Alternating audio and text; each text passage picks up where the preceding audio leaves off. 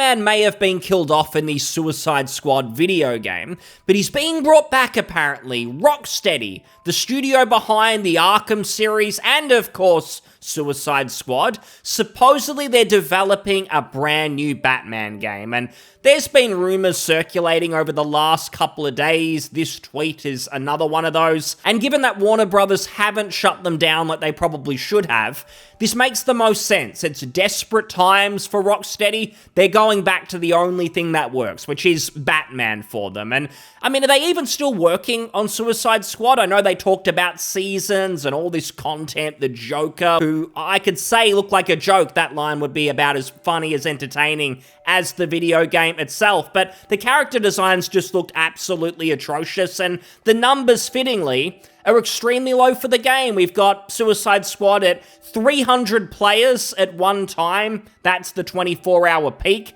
Well down from the all-time peak of 13,000. There were some people who actually bought this game despite all of the warning signs. None of those people stuck around. And I imagine that any of the post-release content, like Mrs. Freeze, we'll come to her in a little bit, but Mrs. Freeze, the Joker, any of the post-launch content, they'd probably already made it, Rocksteady, meaning it makes sense that they've probably moved on to the next game. I'm still shocked that they haven't been shut down. Like 7-8 years of work they spent on this crap. There were rumors that they were actually making a Superman game. They were going to redeem Superman 64, put the Rocksteady shine on the Superman universe. Sounded intriguing. I was kind of curious how they might do that. Apparently that was never real. They were always working on Suicide Squad, and they produced what we ended up with. What a sad decline. And it's even sadder because there was a time, you go back like 7 years ago after Arkham Knight, where hearing that Rocksteady were working on a new Batman game, it would have got plenty of people excited. It would have been something to look forward to, one of the few real talented mainstream studios left working on a good thing. Now they're just in the rubbish bin with many other teams these days. It's just sad seeing a studio like this hit rock bottom and kind of just knowing they're never going to get out of that hole. Like, maybe it can't get worse than Suicide Squad, but we know the good days are over. Again, people would have been excited to hear about a new Batman game from them 7 years ago. The ship has now sailed. If this is true and they are actually working on a new Batman, I joked about them killing him off. That was the Arkhamverse. He is genuinely dead, supposedly. So I think that they'd move on from Arkham and they'd be doing a full new reboot. It's going to be brand new Batman, brand new universe, a new start for Rocksteady, and we really know what a new start looks like for them because we've seen glimpses. Mrs. Freeze, for instance. That gives us a good idea of where Rocksteady are most likely going to be headed. I know Mrs. Freeze technically still part of the Arkhamverse because she was in Suicide Squad, but this is the modern Rocksteady, and they're going to be moving further and further in this direction because this is who Rocksteady are now. This is not the same team, the same people who brought you the darkness, the grittiness of the original Arkhams, which I really enjoyed. I replayed some of them recently, played Origins for the first time, which I skipped all of those years ago. They're pretty good games. I think that they do the Ubisoft formula probably the best of pretty much any developer. The worlds aren't bloated. They don't just go on forever and ever. They feel just quite tight. The main quest, usually a decent story behind them. Even the collectibles, which I know some people hate, the Riddler trophies, I don't mind them because they actually require some thinking, some puzzle solving. They're not just aimless collectibles scattered around the map like in a lot of those open world games. So I've always enjoyed the Arkham games, but the truth is, if you hear this news that Rocksteady are making a new Batman and you're excited, you're looking forward to it, I'm sorry, but it's delusion. You're nostalgic, you're thinking of the old days. This isn't the same Rocksteady. It shares the name, but it's clear with Suicide Squad that any of the old magic is long gone, and the team has been replaced by activists, basically. We even know, as of a couple of years ago, the founders behind Rocksteady, Sefton Hill, one of them, who I believe was the director of all of the mainline Arkham games, He's gone. Him and Jamie Walker, the other studio founder, they left 2 years ago. What we may never know is if it was these guys who caused the decline of Rocksteady themselves, or if they were maybe pushed out, and that's why they left. And if it was really Warner Brothers, for instance, their owner, who are deplorable, one of the worst publishers in existence. I mean, even with a slam dunk like Hogwarts Legacy, that did really well. I think it sold like 30 million copies or something insanely good. Warner Brothers still wanted to turn the sequel into a live service that no one asked for. They are useless in the gaming space. They have been for the longest time. And really, it doesn't matter who's to blame. Was it Warner Brothers and their meddling? Was it Rocksteady declining on their own? I mean, these parties, they also hired Sweet Baby Inc. to come in. So just a ton of great decisions being made here. And really what it comes down to is Rocksteady as they currently are, they are not capable of making a Batman game of any sort of quality. We've seen this too many times where when a single-player game studio pivots to live service, what happens? All the good people leave. The people who were talented, who liked crafting rich experiences that are fulfilling for the player, they're long gone. And they're replaced by people who are supposedly good at live service.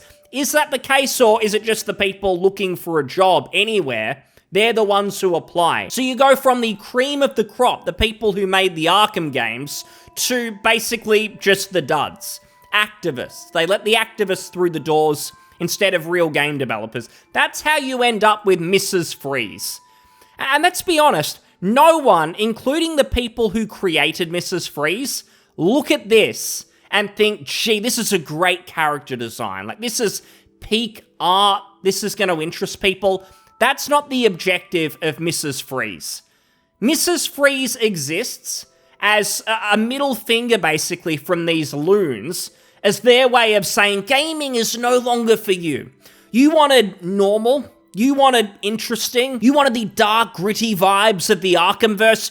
You can't have them because the inmates have taken over the asylum, which is ironically the plot of Arkham Asylum. That's what happened at Rocksteady. The inmates take over. They create abominations like Mrs. Freeze, and like we've heard with Concord, it's this toxic positivity culture where political activists who demand that you call them professor, they end up in charge and no one criticizes them. Everyone's too scared to call them out because, oh, I might get cancelled, I might lose my job because too many people are in on this craziness. And then it just continues, even if it costs these companies a ton of money. And even though sensible people there, that you'd hope there's at least some sane people left at Rocksteady, Warner Brothers, wherever, they can sort of see it coming.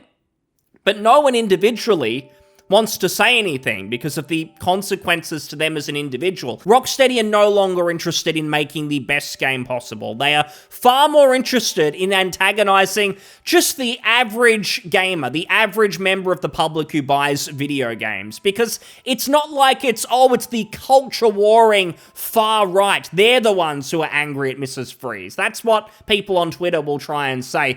It's really just anyone with common sense who would look at this and go, no, I'm not spending money on this. This isn't entertainment for me. This is just garbage. And it's evident in the numbers. If you look at the Suicide Squad box copy sales, the all-time peak player number, for instance, 13,000, it did all right. It sold, I think, a few million copies. But none of those people after playing were ever interested or were enticed to come back. Because what are they going to get? Mrs. Freeze. No, they've had enough. We've had enough of Rocksteady, and unless there is a massive clean-out, and Warner Brothers convinces us that the new Batman is basically being made by a new team, maybe they bring in talent, maybe some of the people who left Rocksteady who knew what they were doing, that's the only way that I would be interested, and I imagine basically anyone else who isn't coping. The second part to this rumor is also comical. PlayStation are also trying to get exclusivity for this game as well. Gee, they're making great decisions lately, aren't they? PlayStation, they know how to pick them. They bought Firewalk Studios, and now they must have had like a memory lapse or something. They think that Rocksteady might actually be able to make a good Batman game. And where is the sense in this anyway? Even if it was good, how long is this going to take them? Suicide Squad took 7 years. If it's anywhere close to that for the new Batman. Is Xbox even going to be a thing anymore? Because it's only console exclusivity for them these days. What, are you worried about the Switch 2 or something? I don't know. PlayStation are just weird these days. But just lastly as well, I mean, even when you get a game like Suicide Squad that fails, you had, for instance, Jason Schreier trying to cover that up, cover up the deeper reasons that it failed. Basically, this guy, he does investigations into usually failed video games and what went wrong.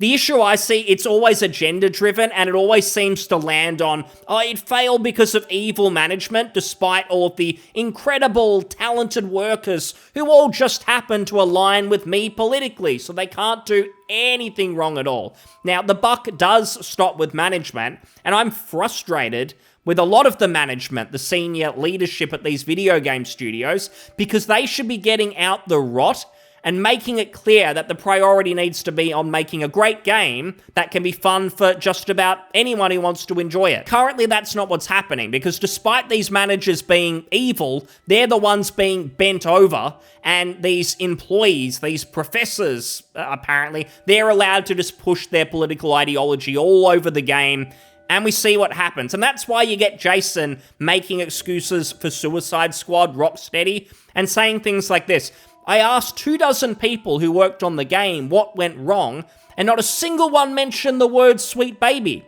You were chasing angry hallucinations created by grifters who make money off your rage. So his evidence is, I asked a couple of dozen people who all believe in the ideology and the values of sweet baby, therefore there's nothing to see here. It's all nonsense. The truth is, a studio like Rocksteady decays when it starts to resemble a cult instead of a creative video game studio like it's meant to be. Instead of hiring people based on merit, they start hiring people based on box ticking, who's got the right color of skin, do people share the same political leanings as most of us here? We only want the right type of thinking here. Anything else would be toxic. So you're making choices based on that, instead of hiring on talent, on what is meant to be. And I can guarantee that in the days of the Arkham games, when things were rosy, when things were good, there was much more diversity of thought. You would have had people with different beliefs, different ideas, good ideas, maybe some people bad ideas, but the good ones rose to the top because people wouldn't have been afraid to criticize the bad ones, work together to make the best game possible. That doesn't happen with toxic positivity culture, and that's what you get when you hire activists instead of talented developers, like Rocksteady have obviously done. And Jason, he's high on the same fumes. He doesn't think that developing games with politics being your first priority, pushing agendas, all that stuff, he thinks that's a good thing. So he'll never acknowledge that being a problem, and he'll just try and insult you if you try and call that out, if you question anything. You can't trust the industry as a whole because so many of them are trying to push this, and they try and distract you with other things like Concord failed for other reasons. Suicide Squad, no, Mrs. Freeze is great. It's not that stuff, it's other stuff. Don't trust these people. And when it comes to a new Batman game, certainly don't trust that, because Rocksteady, they're not the same developer. Hopefully one day we get a new Batman game. I'm sure we will. It's just like the films. They end. Sometimes it ends because it's meant to, like the Nolan trilogy. Other times, like the George Clooney movie, it needs a break because of low quality. But either way, hopefully one day, competent studio takes over, we get a decent Batman that lives up to or is even better than the Arkham games. Maybe one day. Thanks so much for listening. I'll see you on the next one. Cheers. Bye.